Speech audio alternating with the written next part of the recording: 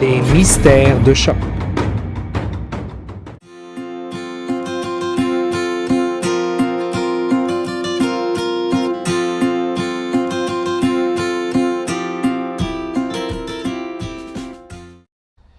Bonjour, nous sommes à High Park, un des plus grands parcs de Toronto, situé juste à l'ouest du centre-ville de Toronto. High Park est un lieu où les Torontois viennent se divertir et se promener. Au coin sud-ouest, juste derrière moi, se trouve l'étang des Grenadiers, un lieu où les Torontois aiment faire du canotage, de la pêche à la ligne et du patinage en hiver. Mais comment cet étang a-t-il été nommé l'étang des Grenadiers? Pourquoi ce régiment britannique du 19e siècle a donné son nom à ce bel étang à Toronto? Eh bien, pour en savoir plus, restez à l'écoute de Choc FM 105.1. Les mystères de Choc. Mais d'où vient ce nom, l'étang des Grenadiers? Cet étang situé à High Park, situé juste à l'ouest de la ville de Toronto aujourd'hui. Eh bien, en fait, il réside un mystère autour de ce nom. Il y a deux hypothèses. Voici la première. Nous sommes au début du 19e siècle. Des grenadiers, des soldats d'un régiment britannique basé dans la bourgade de York, à une assez bonne distance d'ici, s'ennuient terriblement. Pour se divertir, ils viennent se prélasser au bord de l'étang. Ils y font notamment de la pêche à la ligne. Étant donné que les soldats sont souvent vus autour de cet étang, les habitants de York vont rapidement donner à cet étang le nom de l'étang des Grenadiers. À l'époque, l'étang se trouve loin de la ville. Aujourd'hui, bien entendu, cet étang est tout près du centre-ville. Mais il existe une autre hypothèse pour ce nom de l'étang des Grenadiers.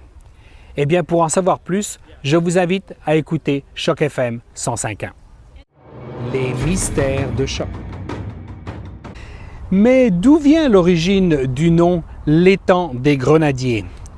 Est-ce dû au fait que les soldats britanniques, les grenadiers, venaient se prélasser au bord de l'étang au début du 19e siècle? Eh bien, il existe une autre raison. La deuxième hypothèse est la suivante. Nous sommes toujours au début du 19e siècle, en avril 1813 plus exactement.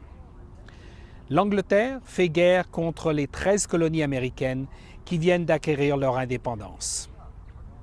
Les Américains décident d'attaquer York, puis ils se retirent. On dit que quelques grenadiers se lancent alors à leur poursuite. Ce groupe de grenadiers arrive au niveau de l'étang situé derrière moi. L'étang est encore gelé, nous sommes en avril. Peut-être, pour rattraper les soldats américains, ils décident alors de traverser. Les grenadiers vont malheureusement périr au fond de l'étang. Cette deuxième hypothèse est-elle plausible?